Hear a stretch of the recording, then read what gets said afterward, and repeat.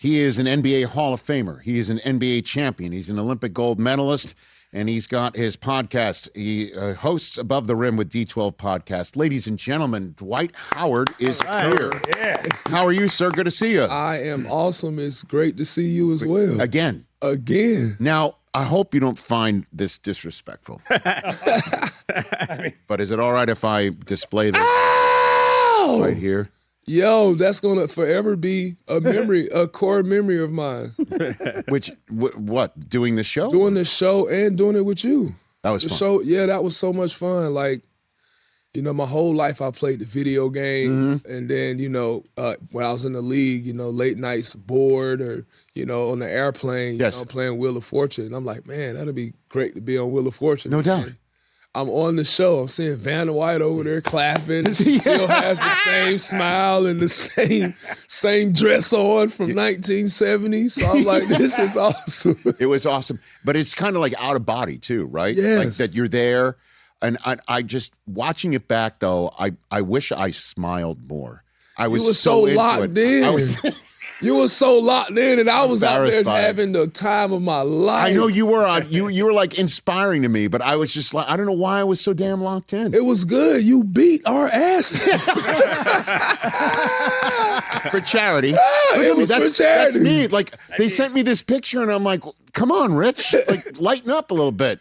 But it was, you were locked in, but it's good, though, because, like, when we were there, I was like, okay, me and Candace, we're great at what we do. Yeah. And I know Rich is probably awesome at this. And they said that your brothers won this one. My brother was on it for the college Wheel of Fortune. My niece went on it as well. And she did well. And then, so that might have been another thing too. Like, I'm like, okay, 2 members of my family have been on this before. And that was just so awesome. Like, when I was up there, I was like, I can't remember no alphabets. I can't remember none of this. But then when I'm at home, I can get each one right. So it's like, this sucks. Exactly. I got people reaching out to me saying, I would have gotten this already. I'm like, you try it. Yeah, it's different on TV, like with everything. But that was so awesome to be there. That was great. And that was a core memory. You thought that you had won $1 million. I did. When you got that on the wheel. Like, I was so happy. I was like, man, I'm finna take this meal home. And they said, no, that's just for pictures. Like, no, Seacrest was just like, you got to win the puzzle and then you got to win something else. Yeah, I was like, man, they got to stop jugging everybody, man. This is what happened in real life. They tell us we're going to win the lottery. We're going to win $1 billion. We only get $400 million. Or you think you won $1 billion and it's just $1. $1. That's just, you get straight. All right, so I got Dwight Howard here. All right, now we're done. Can I have that later? Can you sign it? And I want to put that on my wall. Oh, no. Back here on the Rich Eisen podcast. Show. My celebrity Wheel of Fortune friend and NBA Hall of Famer, NBA champion, Olympic gold medalist. And again, his podcast, Above the Rim with D12 Podcast. Dwight Howard is here on the program. 8-time NBA All-Star, and it's obviously All-Star weekend here. Yes. Who were you so excited to have when your first All-Star game that you're like, oh God, I cannot believe I'm a teammate of, or you ran into somebody or anything like that from your first All-Star? I was so caught up in being 19 years old that, it was, I'm going to go have fun at the game, and I hope I play a lot, and I'm going to try to get some cool dunks. Right. And then I'm going to go home and go to sleep. I was so young. I couldn't really go out and party at the time when I first got into the NBA. And so I remember going to Vegas, having an All-Star game there. The best memory is just being with my family and seeing all my friends and everybody show up. And then the dunk contest happened. Right. And that was where Superman came from. So I'll never forget that. Walk me through your process for that, where you came up with that. So I had been practicing dunks for maybe 2-3 years. Yeah. I would travel to different gymnasiums around and try dunks for people. And then my last dunk practice was with my teammates in Orlando. And I was like, man, what if I jump from the free throw line and somebody throw me a pass over the goal and I dunk it? And so they was like, that'd be fire. And so Jameer, he did the pass, he threw it. And the same way I did it in the actual dunk contest, I threw it in and dunked it. Everybody went crazy. Yeah. And it was like, yo, you really like Superman. Like, this is awesome. You got to do this in the dunk contest. So I think it's Thursday night before the dunk contest. I have a conversation with Grant Hill, and then Shaq says you got to show people your personality. Mm-hmm. So I was like, you know what? If I do this dunk, I got to have a costume. My cousin, he went to Party City and found the biggest Superman costume he could find, which was only a large. So if you can go back and look at the pictures, like the top is so tight because it's a onesie. Looks like a bib. Yeah, it's a onesie. We had to cut the bottom off because it was like boots and everything, and I had to like tie it around like a onesie. And we got out there, and I wanted to let my personality shine through. Mm-hmm. And the dunk, it just was. Look at that. And every time I look at that picture, I just look at all the people's faces in the crowd.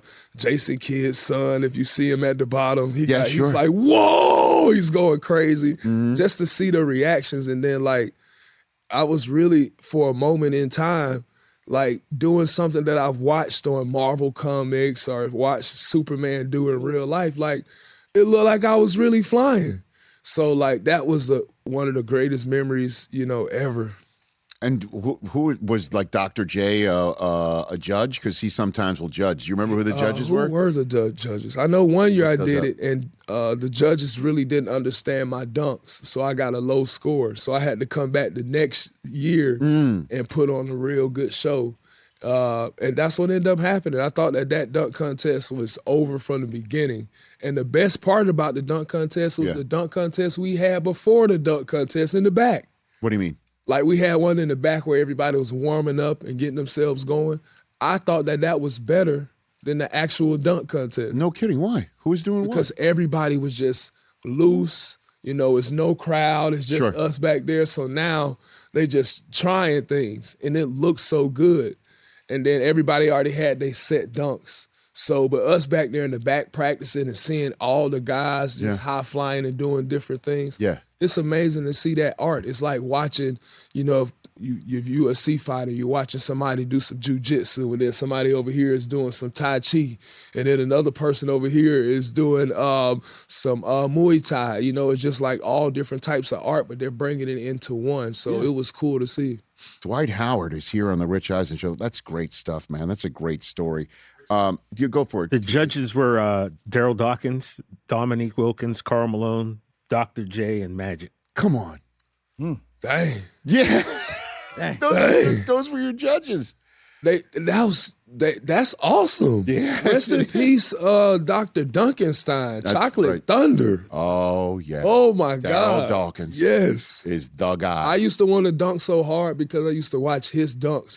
Because it broke the rim. Yeah. I mean, broke the backboard. He broke the backboard. I broke a couple at my school. Oh, yeah. And had the backboard shatter all on me. And the fiberglass, actually, once it gets into your skin, it starts to seep in. That's no good. So I was getting cut up, and I was like, yeah! I broke a goal! Did you keep any of that glass in a Ziploc? I wish I could. I didn't even think about it back then. But, we didn't, I was so young. I don't even know if my school was so small, and, I don't even think I was thinking about that. But looking back on it, I should have kept the rim. I should have kept the backboard, like all that stuff. 2008, what a year. Also you were on the Olympic team in 2008. Then give me your. So what was it like walking into practice for the first time for the Summer Olympics? All right, so 2008, mind you, I graduated from high school in 2004. Right. So I'm the youngest guy on the team. You're 22. 22 years old. Yeah, 22. LeBron's 23. So you're a little bit younger than him on this team. Yeah. And it's like, wow, I'm playing with Kobe, Dwayne Wade, LeBron James, Jason Kidd, Chris Paul, Carmelo Anthony, Carlos Boozer, Chris Bosh. And I'm like, this is awesome. Like, this is a cold squad. Darren Williams, like all these guys. I'm actually on the Olympic team. And, I just remember the practices, like seeing Kobe Dwayne and LeBron go at it. Seeing Melo just as smooth as ever. Coach K had us so inspired, to go and win and play hard by just showing us little videos of people singing the national anthem and then making speeches. I'm like, man, I'm ready to go to war.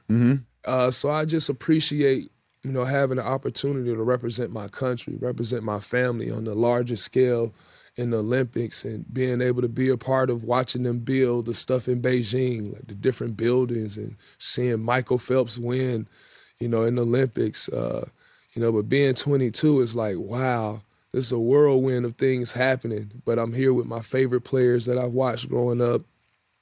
I'm playing against guys that I played against at AAU, and now we're on the same team. So your favorite Kobe story is what? Dwight Howard. Favorite Kobe story? That's so hard. I like our little fight that we had, our little scuffle that we kind of had. Why do you like that? Because, we never had no, real tight beef before any of that. You know what I'm saying? I remember calling Kobe right after we lost to them in the finals and asking him, how could I get better? And then, he started talking about, you should, your post game is good. You get down there, then nobody can stop your jump hook. Then nobody can bang with you. You're going to dunk on everybody in the paint. You just get that face-up jump shot, free throw line jump shot, and you good. So I was like, how many should I do?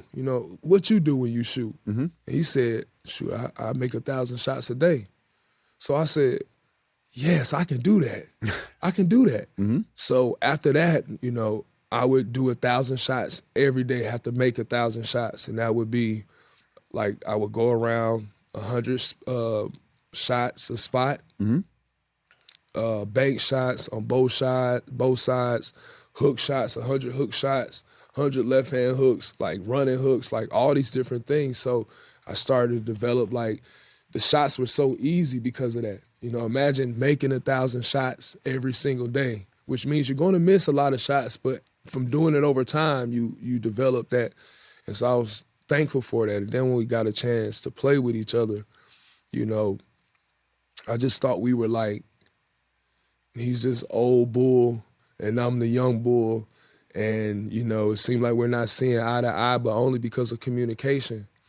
And after we separated from teams in the little fight, I was like, man, why is me and Kobe getting into it? And if you see in the fight, I'm like, I know you. But I'm saying it to him bro, I don't want to fight you. You Kobe, I grew up watching you. You're one of my favorite players. We was on the same team. You know me. I ain't got no disrespect towards you. But then after that whole incident, after he retired, and I saw him at the game with his daughter, and I see him doing the, going and coaching the girls' team and stuff like that. I saw the other side, of him, and it wasn't I'm on the court I gotta be the Mamba. I gotta be, but I saw the fatherhood, and so I couldn't relate to it because I have kids, and I'm like, okay. We going through it, but this man just really trying to, provide for his family and do whatever.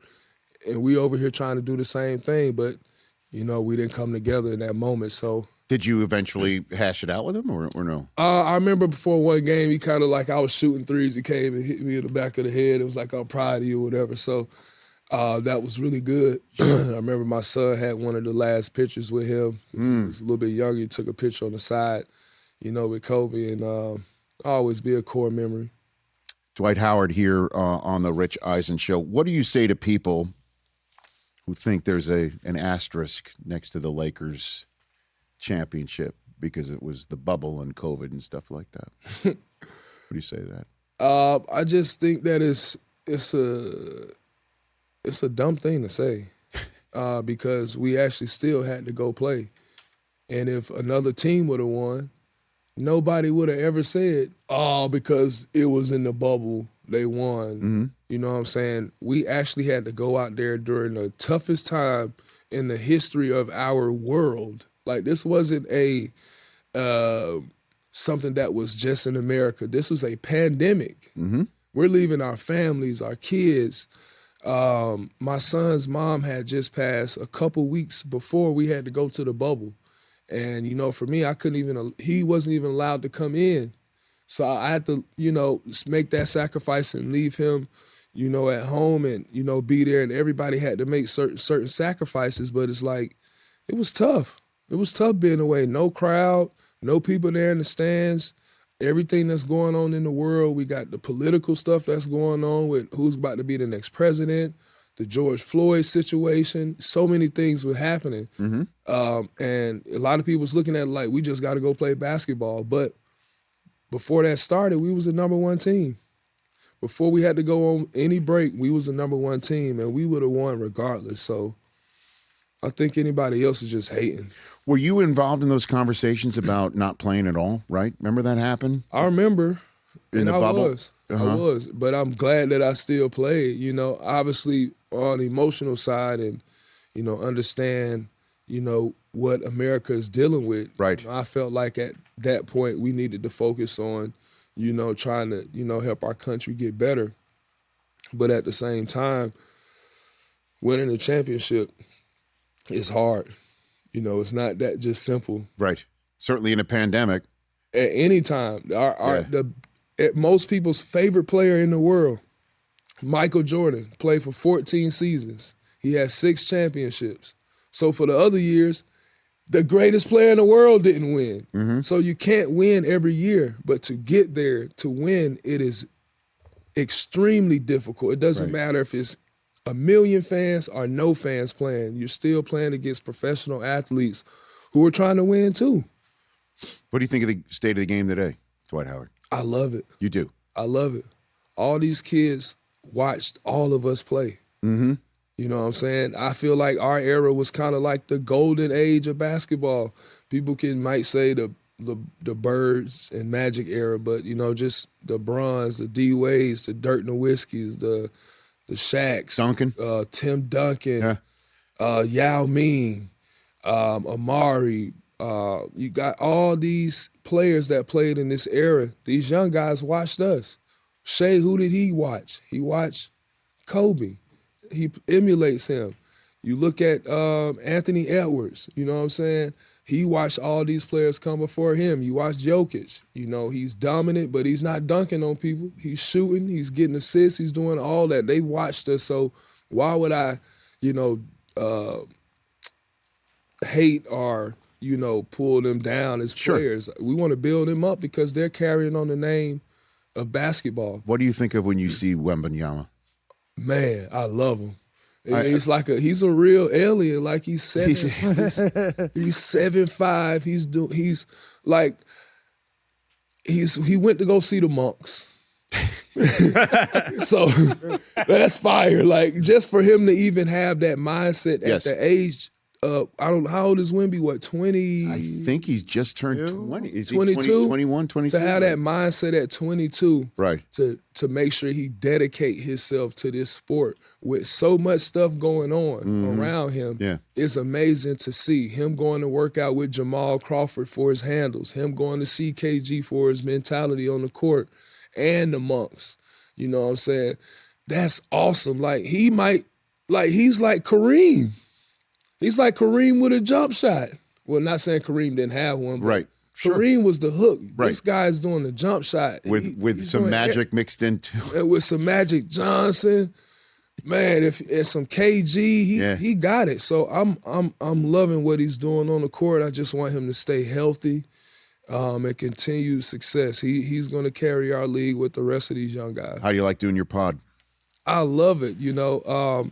But for me, I like talking about a lot of things outside of basketball, which is weird because people say you played basketball for so long. But, you know, I just love having high-level conversations. That's why we called it Above the Rim. Right. To talk about, you know, things that have happened outside of basketball. But, you know, basketball was a part of my life for a very long time. So it's not like we're trying to make it obsolete. But, you know, we do want to have conversation and get people to know me and to know the different guests that come on. And your charitable works. I know you were all about dog rescue for the wheel.